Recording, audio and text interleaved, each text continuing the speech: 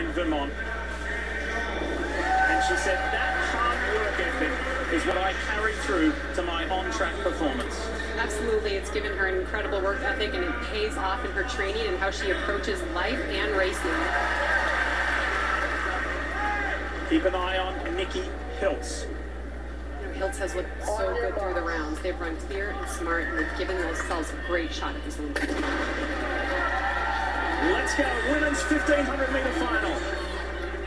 And there is very little wind. Whoa, there's some pushing and shoving. And Elle Purrier St. Pierre has a look around as she got pushed off track. Oh man, that is so distracting. You know, now there's a lot of big green. You know, I was worried this might happen. You have so many incredible women on. They all are good finishers. So nobody wants to take it out that hard. Nobody wants to be the one with the target on their back. And when that happens, you see bunching. People don't get out as quick, and you start to see some tripping. Well, this is quite interesting, because Ellie's comments after the semi-final was, it wasn't my plan to lead from the front, but I wanted to make sure I got out and got away from the mess behind. She just got tangled up in that mess. Yeah, you know, again, we saw this yesterday. That does such an adrenaline shot through your body, and then you have to come down from it and focus. She still has 1,200 meters to run. There's still a lot of running to do. She needs to relax, refocus on what she's doing right now. Corey McGee runs second.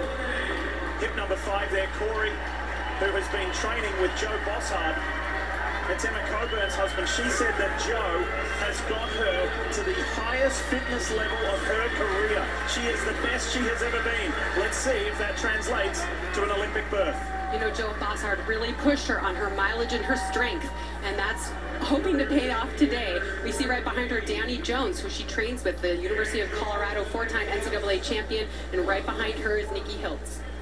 Hiltz ran, you may remember, at the 2019 World Championships in Doha, Qatar. That was great experience for Nikki. We see right behind Nikki, we see Sinclair Johnson and Shannon Osiko have both had really great years this year.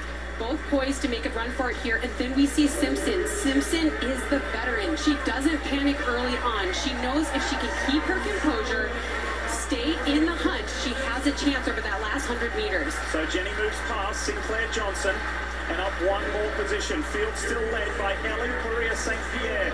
The real ignition point for Purrier St. Pierre was last winter, early 2020, when she broke the American record in the indoor mile. That was a real turning point of her career, a real point of self-belief that she was at that elite level. And look at her run now. You know, Elle Purrier St. Pierre is not messing around here. I talked to her coach, Mark Coogan, who told me she might take this race.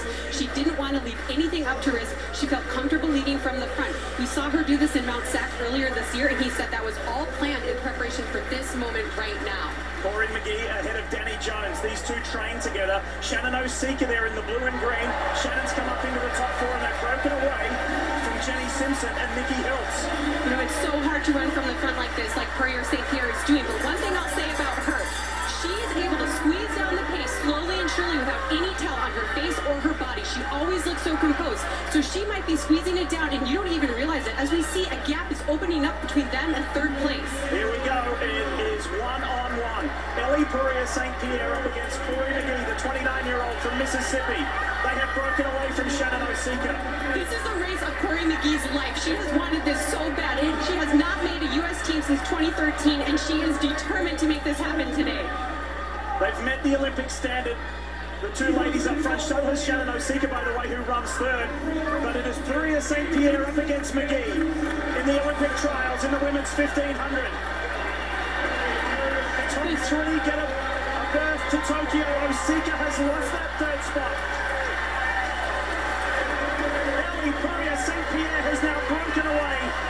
She's in a league of her own in this race, and she's going to become an Olympian. Elle Purrier St. Pierre is off to Tokyo, winning the women's 1500 in 3:58.03. It's time for that 3rd spot.